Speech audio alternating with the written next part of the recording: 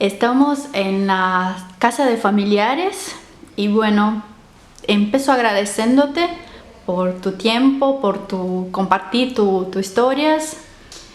No hay nada que agradecer, al contrario, agradecido soy yo de poder contarte lo que es familiar y lo que ha sido toda nuestra lucha.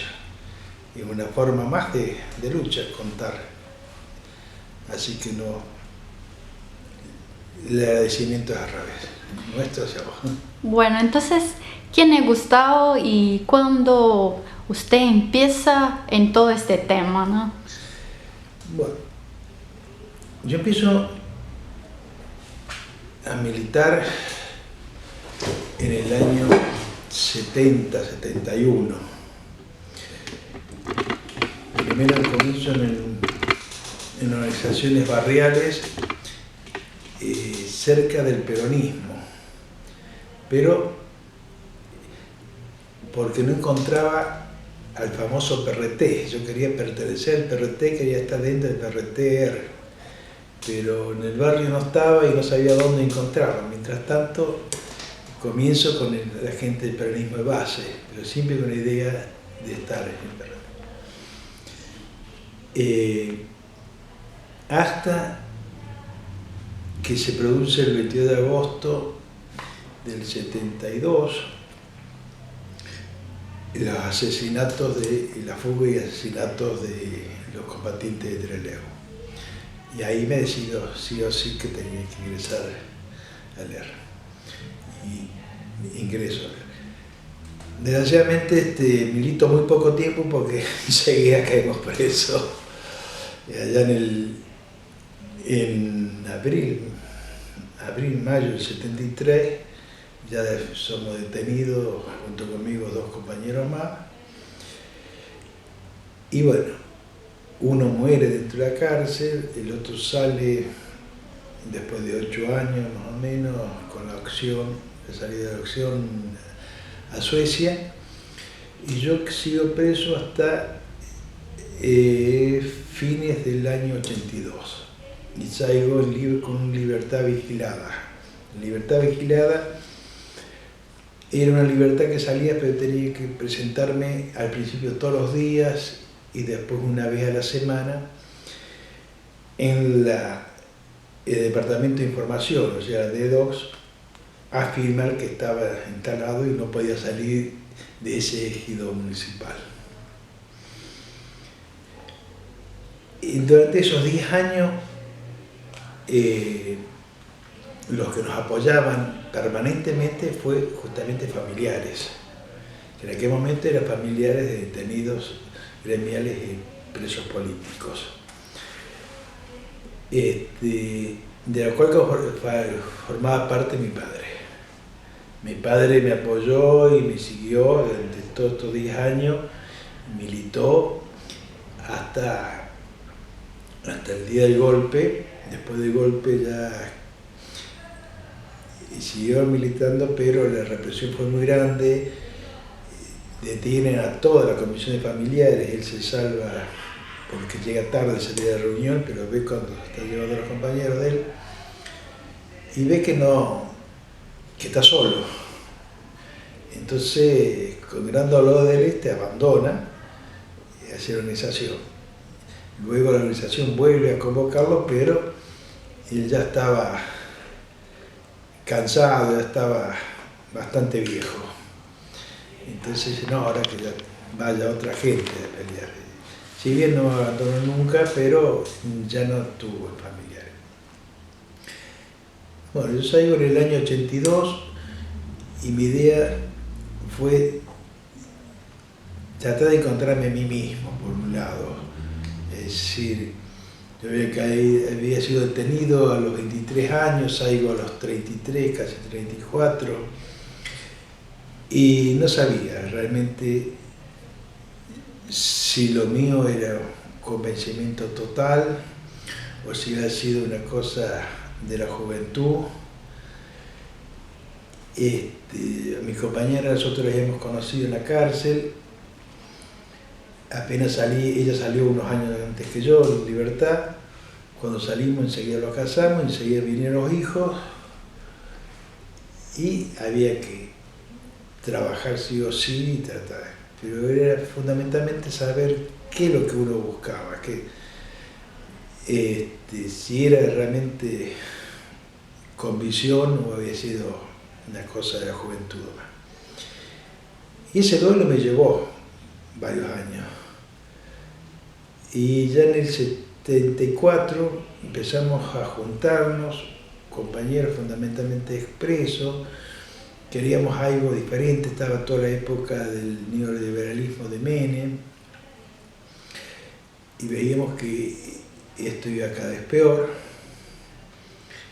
y creíamos que algo teníamos para aportar todo ese proceso, y formamos un grupo bastante interesante, bastante bueno, compañeros muy firmes, pero queremos hacer algo amplio, y bueno, pero el 90% de ese grupo veníamos del PRT, y el 99% éramos expresos. Entonces, bueno, y hasta el día de hoy lo seguimos juntando, seguimos charlando, pero ya cada uno en lo suyo, en diferentes militancias. Así que cuando empiezas en la democracia militar, no ingresas en familiares. No, primero empezamos ahí. En ese grupo, ¿más o menos qué año, recuerdas? Alrededor del 94, 95. En ese grupo se propongo reivindicar a los compañeros que habían sido asesinados en la cárcel, de acá de Córdoba. ¿La cárcel decís la UP1? La UP1, sí. Porque la UP1 había sido la mejor cárcel del país durante la democracia, pero inmediatamente que se dio el golpe se transformó en un campo de concentración.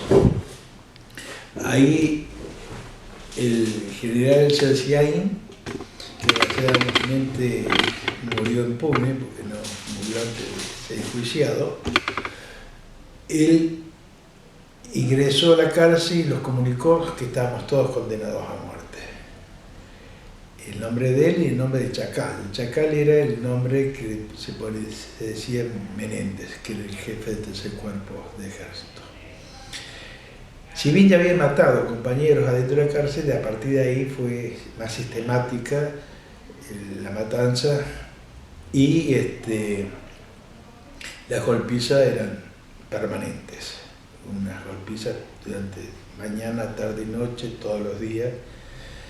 Ahí nos salvan los presos sociales comunes. Ellos se declaran en huelga, porque dentro de la cárcel había talleres, diferentes fábricas.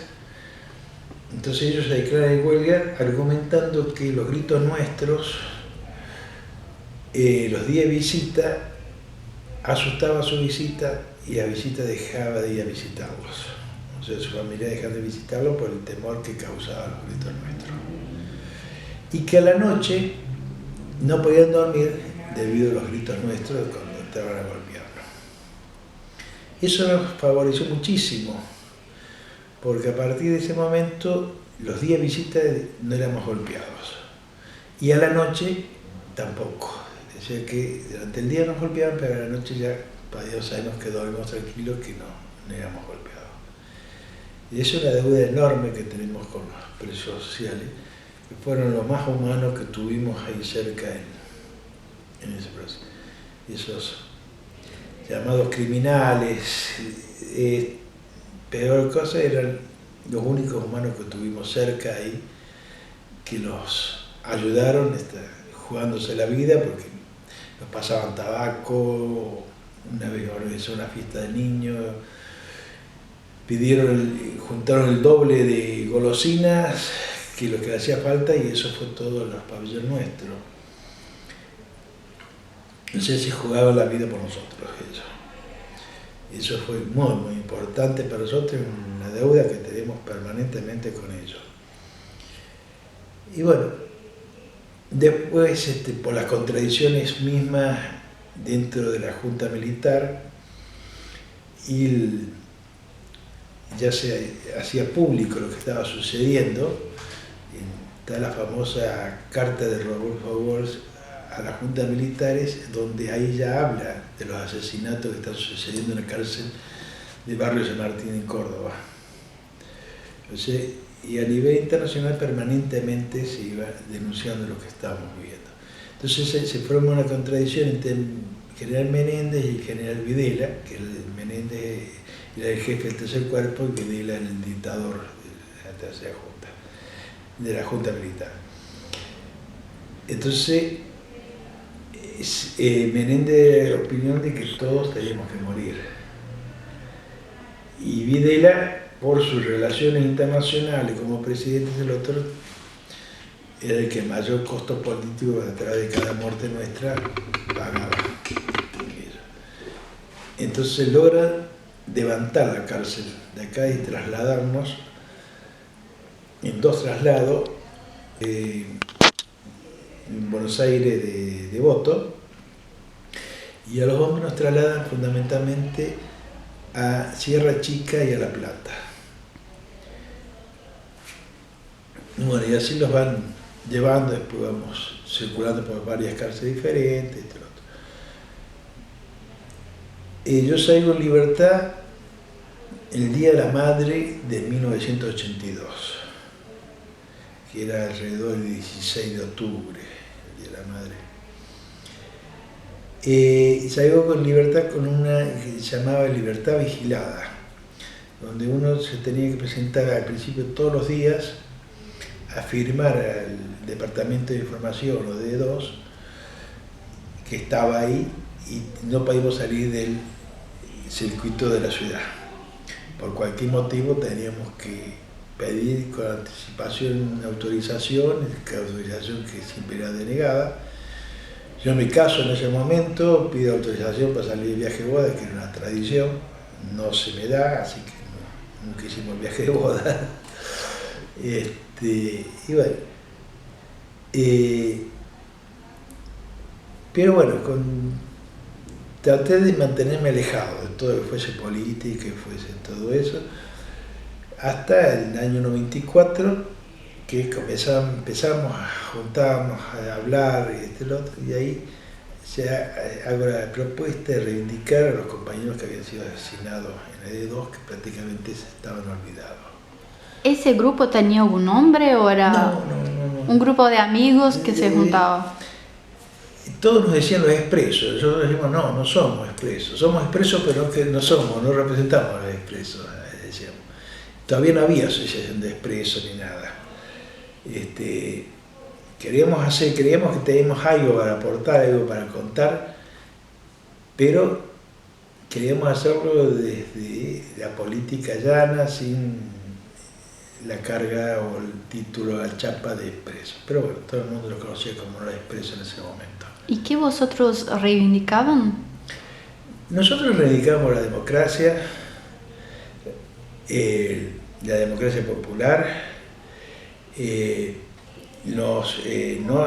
En ese momento ya no aceptábamos la lucha armada, de que ya aceptábamos como una equivocación, una desviación militarista que habíamos tenido. Y empezábamos a luchar contra el neoliberalismo. Es decir, cada día el hambre del pueblo era más grande. Entonces, bueno, participamos muy activamente en lo que fueron las asambleas populares. Cada uno en su barrio y su zona fue partícipe y hasta creadores, fundadores de las asambleas. Y bueno, hacemos la primera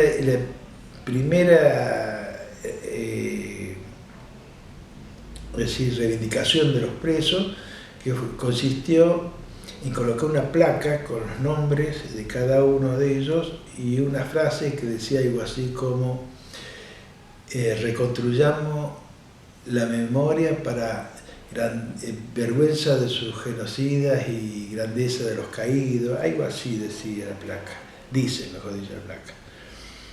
Y durante muchos años íbamos para el 10 de diciembre y hacíamos el acto en la puerta de la penitenciaría. Ese primer acto fue difícil de concretarlo porque no habíamos dado cuenta y nosotros ya éramos un poco viejos y los hijos de nuestros compañeros ya eran jóvenes. ¿Eso, la identificación de la UP1, te acuerdas más o menos ese año? y debe haber sido 95, 96, entre 95 y 96 debe haber sido. Ir a hablar con cada uno de los hijos, buscar los padres, los hermanos, todo eso fue dificilísimo, porque nosotros teníamos sentimiento de culpa y por otro lado ellos tenían también, no nos responsabilizaban, pero sí decían, bueno, ¿qué pasó? ¿Dónde estaban todos estos años? Y bueno, muchos tuvieron que contarle 2 o 3 veces cómo era su padre, por qué lo había matado, y cosas así, muy difíciles de contar, y por qué uno estaba vivo y su padre no. Es decir, no éramos culpables de estar vivos, tampoco éramos culpables de que su padre hubiese muerto, pero en aquel momento corríamos toda la misma suerte, y el que sacaban a matarlo sabía que su muerte posibilitaba que los que íbamos quedando tuviesen más posibilidad de sobrevivir. Y sí, nuestro objetivo era así, esto tenemos que contarlo, tenemos que trascender, esto no puede ser. ¿Y esa placa quedó o la policía sacó? No, esa placa quedó, hasta el día de hoy está en la puerta de la penitenciaría. Después ya se hizo un cargo los propios hijos, de seguir durante muchos años, en la reivindicación de sus padres. Ellos mismos conformaron la Comisión de Homenaje Europeo, una que está formada fundamentalmente por los hijos de los fusilados. Y bueno, en todo eso yo veo que acá de familiares quedaban 5 o 6 viejos, o más viejitos, pero con una polenta tremenda y una capacidad de hacer política avasalladora. Y yo dije, bueno, esta gente es más capaz que todos nosotros. Y así que me prendí a ellos como tratando de aprender de ellos. Estaba en aquel momento el viejo Charo, que ya falleció, la Emi, que era su esposa, está viva y sigue, es nuestra secretaria general, pero la Queca estaba, unas viejas hermosas, divinas, que no abandonaron nunca la lucha, siempre estuvimos ahí y nunca los reclamaron nada, al contrario. Cuando quisimos venir a ayudar, nos abrieron las puertas de par en par. Ese grupo que empieza, que dijiste, entre 94 y 95 que se junta, ¿ingresa a familiares? No, cada uno después sigue diferentes caminos dentro de la política, y todos dentro de la política popular. Ni dentro de ese grupo, que yo sepa, no hay ninguno que se haya ido hacia una política, digamos, de la burguesía, olvidándose de su pasado. No, siempre ha estado unos kirchneristas, otros no kirchneristas, pero siempre dentro del campo popular. Entonces, eso es lo lindo que tiene, y que en cierta manera Santucho puede sentir orgulloso. ¿El grupo se fue desarticulando o hubo alguna ruptura? ¿Cómo vos ingresás en familiares? No, se fue desarticulando solo. El grupo se fue desarticulando sin intención, pero se fue abriendo cada uno, fundamentalmente con las asambleas populares. Lo fuimos comprometiendo más en cada uno en su barrio, en su zona, y bueno, hasta el día de hoy cada tanto los vemos, nos encontramos, pero dentro de familiares o del organismo de derechos humanos, y un 10% de esa gente estamos dentro del organismo, no más. Pero todos, lo lindo es que todos están dentro de políticas populares. ¿Y cuándo vos ingresás en familiares a militar mismo? Yo entré alrededor del 97, calculo que tiene que haber sido que yo ingreso ya a familiares. Mi compañera ya estaba militando acá en familiares. Y yo ingreso, anteriormente ya estaba conformando la mesa de trabajo por los derechos humanos. Antes de ingresar a familiares ya estaba en la mesa de trabajo, que iba en nombre del grupo ese. Después ya ingreso a familiar y sigo permanentemente en la mesa de trabajo como familiar, como en la organización familiares. En ese momento los chicos ya empiezan a recibirse, la gente de hijos, a terminar su carrera terciaria o universitaria, y entre ellos abogados. Entre ellos se recibe Martín Fresneda como abogado, y para la misma época que Martín Fresneda se recibe de abogado, nuestro abogado acá de familiares, que era Amalio Rey, que falleció hace poquito, se jubila. Entonces queda el lugar de Amalio, había que suplantarlo a Amalio como necesitábamos abogado. Y la idea mía fue uno de hijo, recién recibido, sin experiencia, con otro abogado que tuviese más tiempo de recibido, que supiese más, que fuese. Yo en aquel momento me acuerdo había pensado en María Elba Martínez, hasta llegué a hablar con María Elba Martínez, pero los chicos de hijos me plantearon que no, que ellos querían a Claudio Oroz.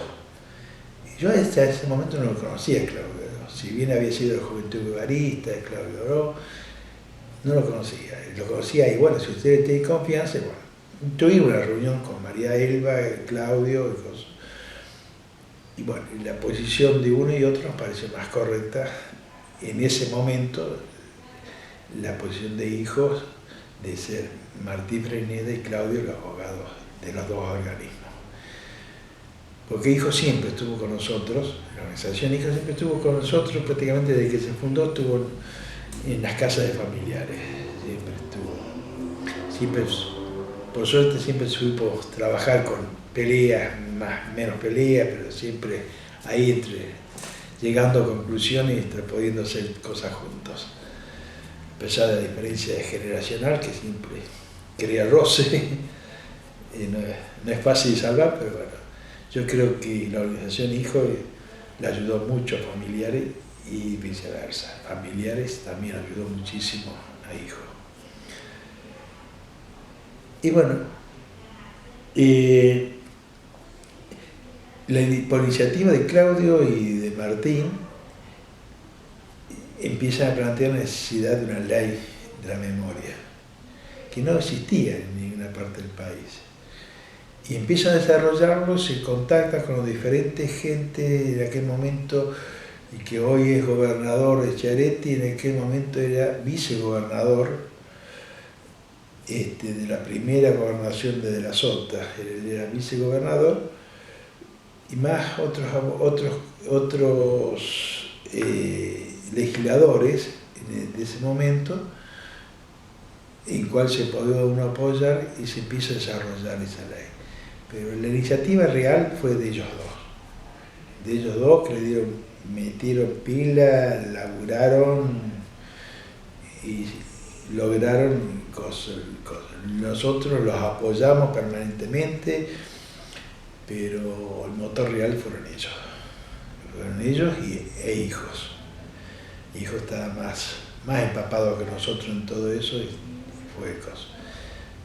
Lo nuestro era más un apoyo moral, el apoyo, decir, métale, apoyamos esto y lo otro, pero la tarea recaía en ellos.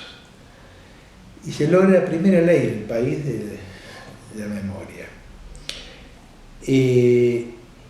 Ya en ese momento se da, y yo creo que antes de la aprobación de la ley ya se desocupa la ex D2, ahí en el Cabildo. Me acuerdo que al principio vienen, nos ofrecen compartir la D2 con parte del grupo de calle de la policía. Y nosotros dijimos no. ¿Eso después de la ley o antes? Yo creo que fue un poco antes de la ley, me parece que fue. Pero fue más o menos simultáneo, porque la ley hacía falta justamente para poder regularizar esa situación. Porque no había algo, una ley que contemplara esas cosas. Entonces, así que no sé si huevo o la gallina estuvo primero, no me acuerdo. Pero había un interés de recuperar el predio del antiguo D2. Sí, siempre. Porque era muy simbólico. Era muy, muy simbólico porque en la D2 no simplemente en esta dictadura, sino en las dictaduras anteriores de Onganía, Levito y Lanuse, ahí se había torturado. En la época del Plan Coninte, en la época del gobierno de Frondizi, ahí se había reprimido, había estado presos gente de la resistencia peronista, gente después de todo aquel que había presentado un frente de batalla contra el Plan Coninte, toda esa gente había pasado por ahí y siempre había sido un lugar de tortura, de detención y de tortura eso. Y es muy simbólico porque da justo enfrente de la Catedral de Córdoba. O sea que los que estábamos ahí detenidos escuchábamos las campanadas de la iglesia y la iglesia, la curia, escuchaba los gritos nuestros cuando éramos torturados. O sea, era todo muy, muy simbólico eso. ¿Usted estuvo detenido ahí en D2? Yo en la D2 estuve de paso. Yo cuando fui detenido estuve en varias comisarías, pero no en la D2. Después me llevaron a mí en la D2. Pero 99% de los compañeros habían pasado por ahí. Y bueno, luego de eso, Néstor Kirchner, que toma los derechos humanos como bandera y transforma los derechos humanos como política de Estado, algo que nosotros habíamos venido pidiendo permanentemente a todos los gobiernos, buscando la posibilidad de que los derechos humanos fuesen política de Estado. El primero que lo ve a esto es Néstor Kirchner. Muchas veces dice, el gobierno kirchnerista les robó la bandera. No, no les robó ninguna bandera. Tomó una bandera y la tomó con mucha dignidad. Yo no soy kirchnerista, pero sí debo reconocer que fue un gobierno de lo mejor que hemos tenido en Argentina y que tomó la bandera de derechos humanos y la transformó en política de Estado. Eso es muy importante, que después los sectores llamados de izquierda, que yo digo que no son de izquierda, permanentemente nos acusan de ser kirchneristas. Nosotros decimos no somos kirchneristas, pero sí apoyamos que los derechos humanos sean una política de Estado. Eso sí. Ahora, como organismo, no pertenecemos a ningún partido político. Hacemos permanentemente política, pero no política partidaria, como organismo. Después, individualmente, uno puede estar en el partido que más le plazca. Pero los llamados sectores de izquierda nos acusan de ser kirchneristas. Hoy lo está uniendo toda esa gente del espanto, porque hoy que la política de Estado no es política de los derechos humanos, no es política de Estado, y que se empiezan a violar los derechos humanos de todos lados. Tenemos, a la semana de asumir el nuevo gobierno, ya tenemos la primera presa política, que es Milagro Sala. A ver, en 3 meses más de 100.000 despedidos, a ver todos los días sin saber a quién le llega el telegrama de despido, a ver, durante 12 años no se había reprimido que en Argentina. Es decir, el gobierno nacional durante los 12 años no reprimió, y a este gobierno en 3 meses ya ha reprimido por todos lados. El gobierno actual. El gobierno actual. Entonces, uno no es kirchnerista, pero tampoco es tonto. Hay una realidad palpable. Es decir, las leyes que se lograron con este gobierno fueron leyes que favorecieron a toda la población.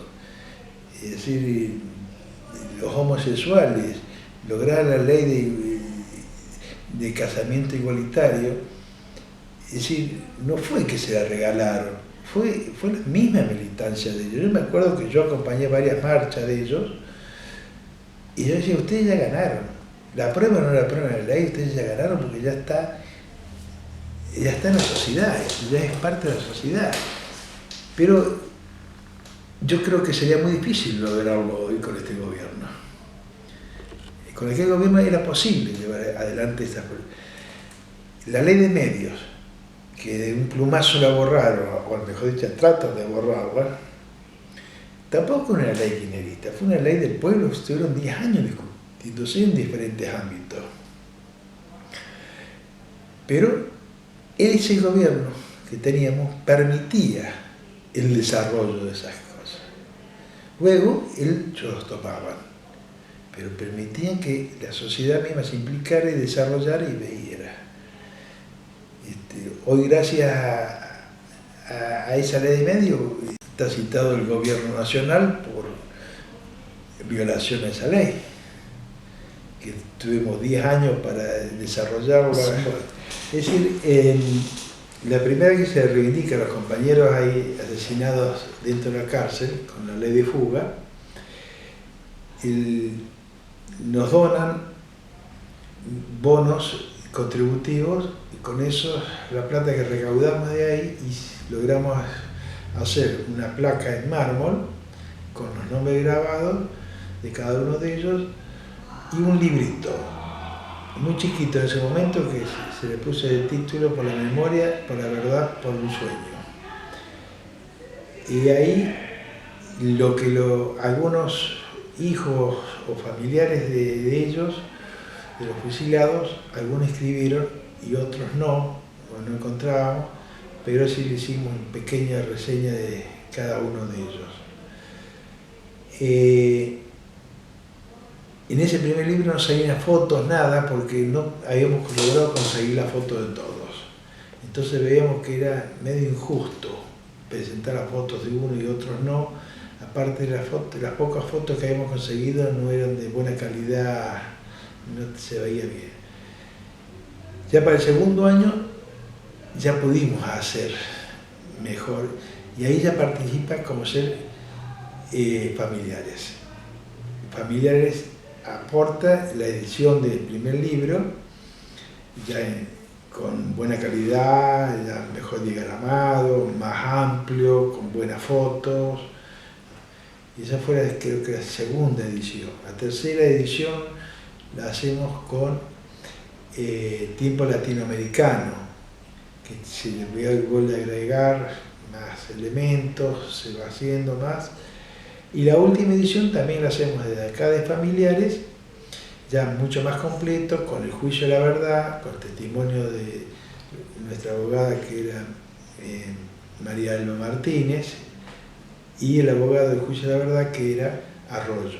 Y también declaraciones como lo que declara en ese juicio el director de la cárcel de San Martín, donde en cierta manera reafirmaba lo que nosotros veíamos diciendo, que no habían sido intentos de fuga, sino que habían sido asesinatos.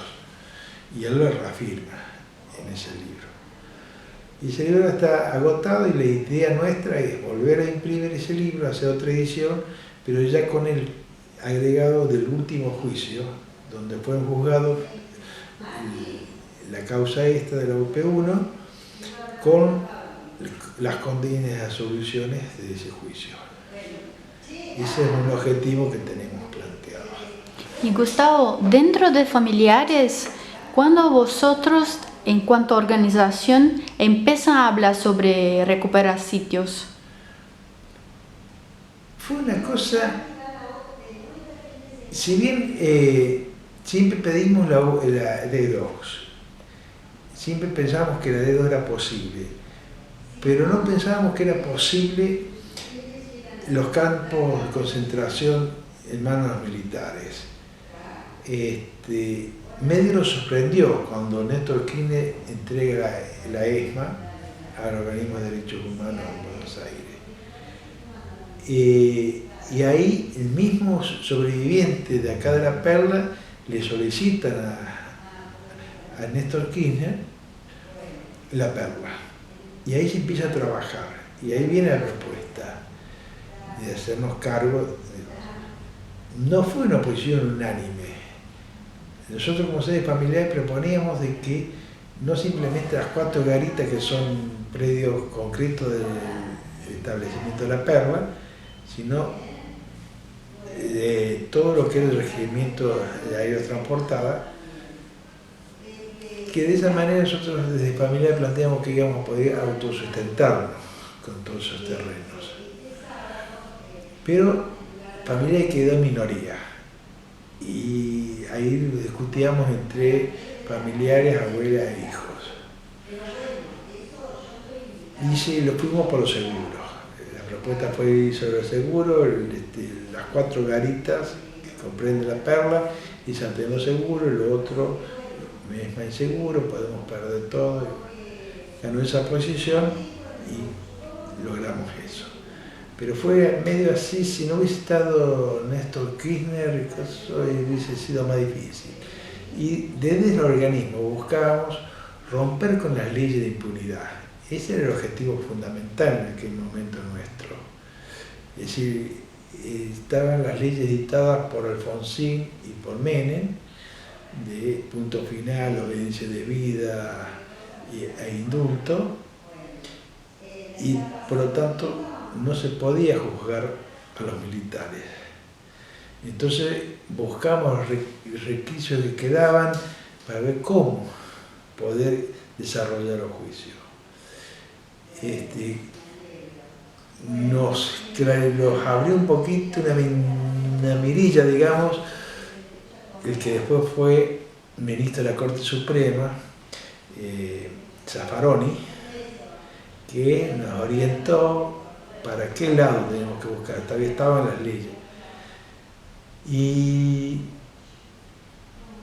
con nuestros abogados y con hijos soñábamos con tener una noche detenido a esta gente.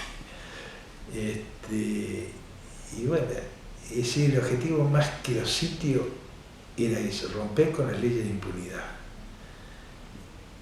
Y gracias a la política de derechos humanos del Estado, se nos fueron abriendo esas puertas. Si no hubiese levantado las leyes de impunidad, hubiésemos logrado hacer algunos juicios y lograr algunas condenas, pero eran cosas más bien chiquitas, no masivos como este juicio de la Perla, que ya lleva 2 años, donde hay tantos acusados, tantos testigos, tantas cosas. No hubiese sido posible. No sé, más importante que recuperar los sitios es romper con las leyes de impunidad. Y dentro de todo eso están los sitios, como, digamos, la frutillita de arriba, pero creo que lo que buscamos permanentemente nosotros con los organismos, con nuestros abogados, fue eso, romper con las leyes de impunidad, que no es una venganza, no, está muy lejos de ser venganza, es simplemente que nunca había habido un juicio a los genocidas. Acá, en nuestra patria, desde la llegada de los españoles hasta nuestros días, siempre han quedado impunes. Y siempre fueron los mismos sectores sociales los que producían los genocidios. Es decir, a través de Bayer tenemos la Patagonia rebelde. Ahí nunca fue juzgado eso, nunca fue eso. La campaña al desierto, que no existía ese desierto, pero inventaron el desierto de Roca, y ese genocidio que producen con los aborígenes Roca jamás fue juzgado ni investigado. Desde el año 30 en adelante se vinieron produciendo golpes de Estado, de donde ya era una normalidad que existieran golpes de Estado y que nadie pagara por un golpe de Estado. Todos quedaban impunes, todos quedaban. En la época del goyerismo, los nenes bien, o sea, lo que se llama alta sociedad, formaron las ligas patrióticas, que salían a matar radicales. Y siempre mataban a las clases populares. Y esos juicios nunca se llegó a investigar, nunca se llegó, siempre quedó impune. Así que es una conquista histórica, ¿no? Los juicios. Totalmente histórica. Esto es un hecho histórico importantísimo, porque el objetivo es que esto nunca más suceda. Y para que esto nunca más suceda, la sociedad tiene que tomar conciencia de ello, tiene que saber que hay leyes que hay que respetarlas, que hay cosas que no pueden quedar impunes. Una barbaridad como un bombardeo a civiles en Plaza de Mayo, en la época de Perón. Todos esos aviadores de la Marina volvieron después con la Libertadora o Fusiladora como los grandes héroes civiles, posiblemente hasta gente antiperonista. Y eso jamás fue juzgado, jamás fue investigado. Por primera vez en la historia argentina que son los crímenes es ahora. Y es la única forma que una sociedad se puede reconciliar, que pueda ver algo superior. Entonces, por ahí dice, tanto hacen y están en su casa los militares. Bueno, nosotros creemos que todos los beneficios que otorga la ley los tienen que tener. Que no hay que violarle ningún derecho humano a ellos. Que todo lo que tiene cosas. Ahora, de la misma forma que un genocida, por la edad o por enfermedad, puede cumplir su condena en su casa, de la misma forma tiene que suceder con el preso social. El preso social también tiene que tener ese privilegio. En la teoría lo tiene, en la práctica cuesta muy mucho que ese preso social salga y vuelva por la edad o por la enfermedad. Gustavo, vos trabajás hoy en La Perla, Sí. en el sitio de memoria La Perla. Me hablabas antes qué sensación tiene. Y yo siento todos los días que llego, que entro, que es un triunfo. Un triunfo contra la impunidad. Es un triunfo por la memoria. Es un triunfo por la justicia. Ahí se hace un trabajo que no se trata de inculcar una visión acotada de la historia. Ahí lo que se busca es que la persona que entra salga con dudas, con preguntas, y que cuestione y se cuestione. Eso es lo que se busca en esos sitios. Esos sitios son sitios muy importantes, de mucho dolor, porque ahí, en el caso concreto de La Perla, más de 2.800 compañeros dieron su última batalla. Ahí. Y ahí quedaron, y hasta el día de hoy no los podemos encontrar. Pero eso debe servirnos para tener una sociedad mejor. Eso era lo que te iba a preguntar, o sea, ¿cuál es la importancia de preservar lugares como fue el de Dos, como es La Perla? Es una importancia educacional, cultural. Yo trabajo en el campo de la memoria de La Perla, un lugar que fue tristemente célebre, donde existió mucha muerte, mucha tortura, y hoy no vas a encontrar nada tétrico, absolutamente nada tétrico. Vas a encontrar historia, y una historia basada en el relato de los sobrevivientes. Y como permanentemente le decimos, a esta historia le falta una pata, que es la pata de los militares. Pero los militares hasta el día de hoy no declaran. Tienen todos los días la oportunidad de decir su verdad, desde hace 8 años. Nunca la han dicho. Y para nosotros es muy importante que la digan, porque a través de eso podemos encontrar los restos de nuestros compañeros, podemos encontrar los hijos expropiados, podemos encontrar muchísimas cosas. Y bueno, entonces esa verdad que ellos están privándole a la sociedad de saberla, nosotros la verdad que tenemos la contamos y la desarrollamos. Tenemos en La Perla lugares como ser lugares de pequeñas y grandes rebeldías, una sala donde está representado todo el pensamiento de los jóvenes de los años 70, la literatura, la filmoteca, las revistas, la música, los cantantes de esa época y también las organizaciones armadas, porque fueron parte de esa época, fuimos parte de esa historia.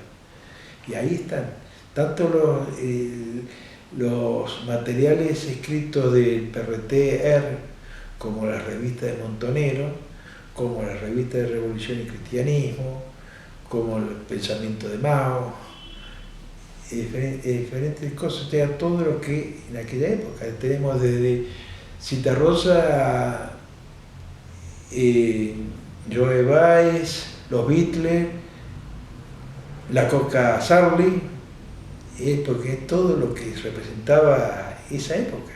Ahí no se oculta nada de lo que era cosa. Al contrario, ya está. Esto es lo que pensamos, esta es la música que escuchamos, esta es la forma de bailar que teníamos, esta es la forma de comunicarnos.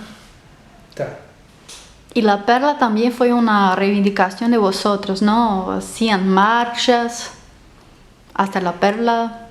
En la Perla todos los años se hacía una marcha que era también para alrededor del 10 de diciembre, que es el Día Internacional de los Derechos Humanos, que fue el momento que se declaró los derechos humanos de la ONU.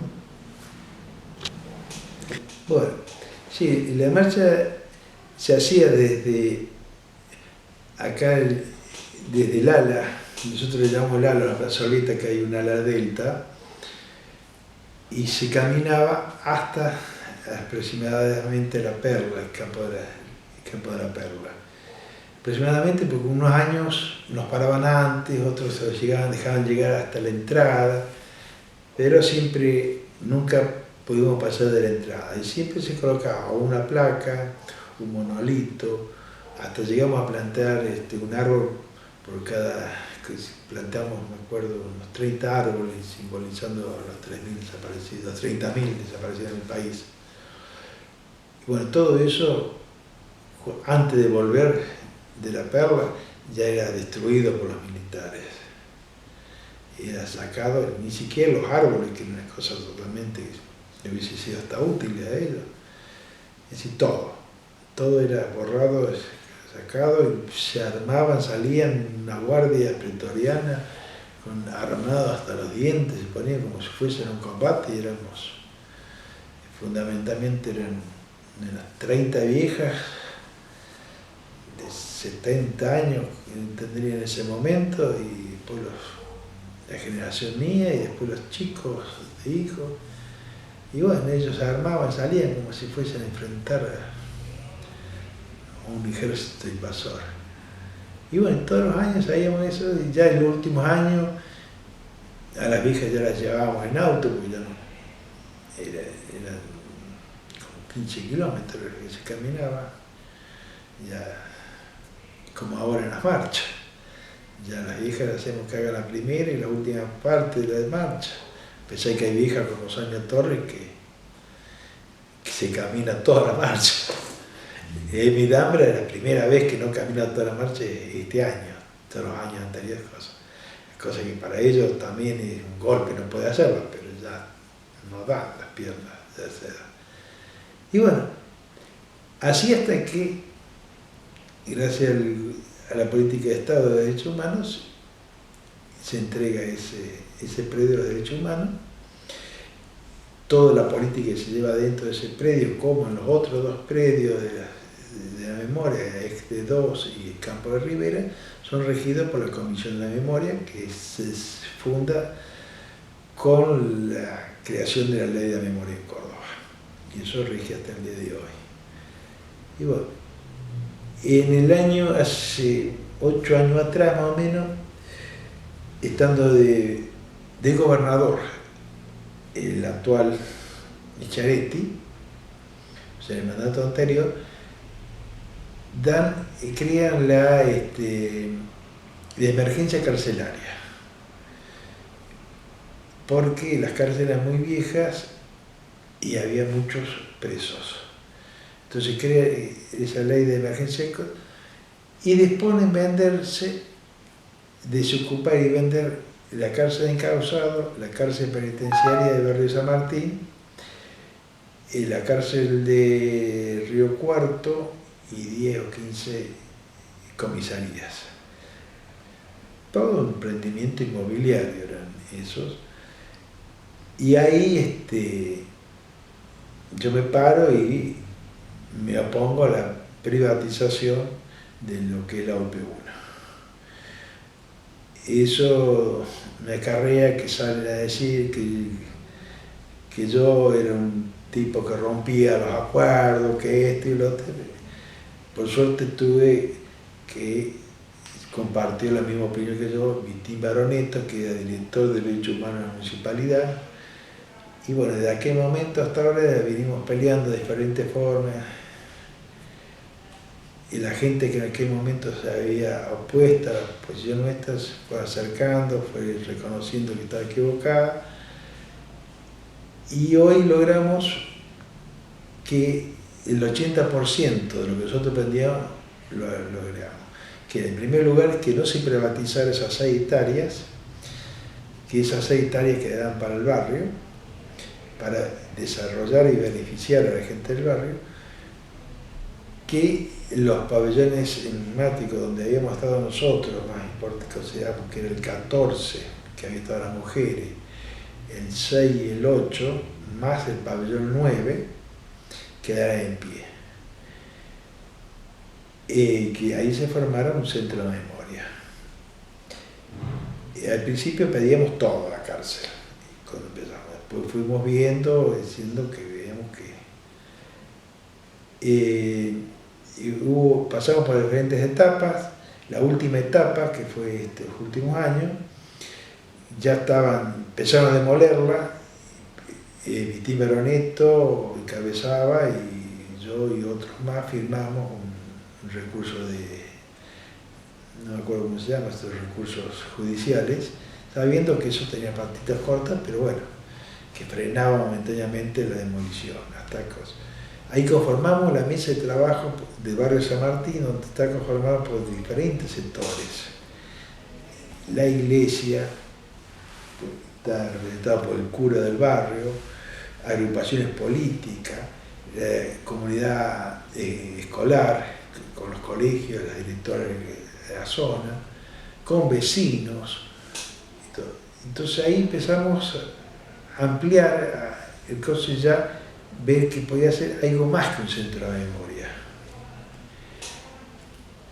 Y en esa comisión tuvimos arquitectos, historiadores, y bueno, los historiadores descubrieron que el cura Brochero, que está próximo a ser declarado santo, había dado misas en la cárcel. Y cada vez que venía a Córdoba, una de las misiones que tenía era dar misa en la cárcel. Entonces, ¿dónde está esa capilla? ¿Dónde daba misa este cura?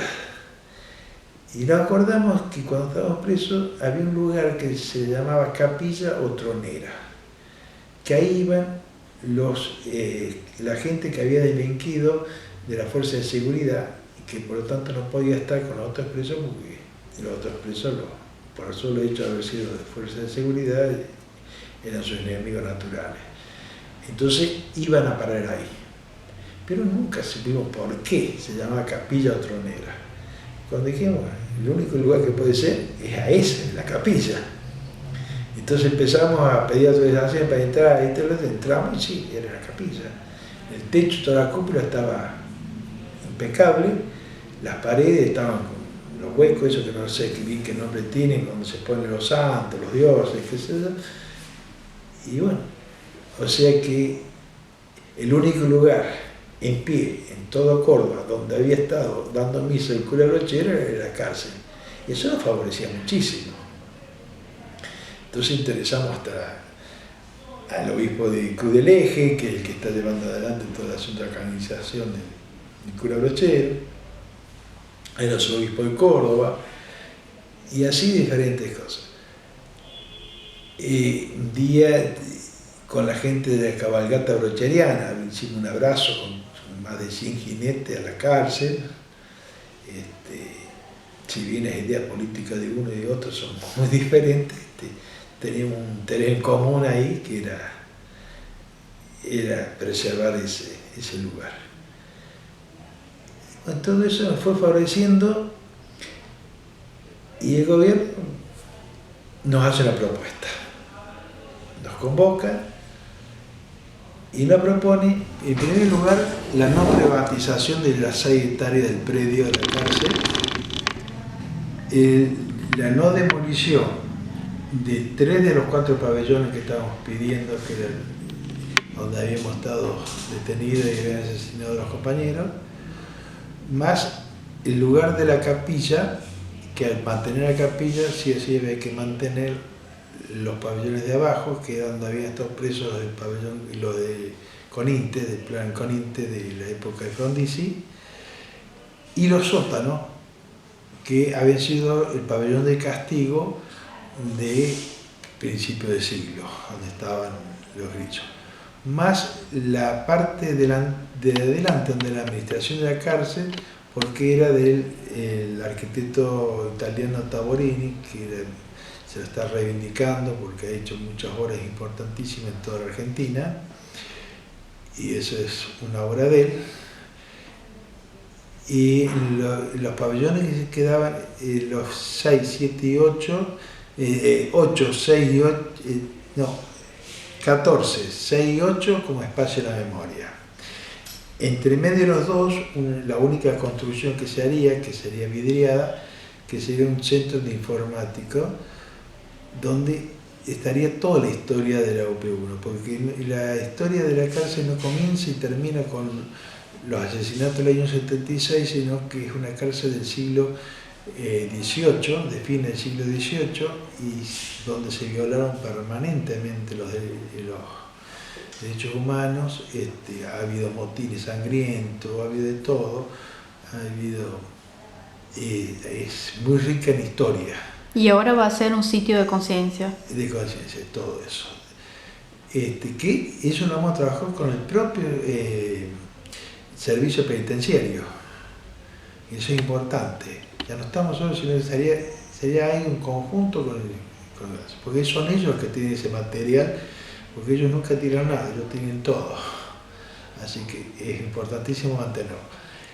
Y los otros pabellones de adelante que quedan debajo de la capilla, ahí se va a hacer centro cultural.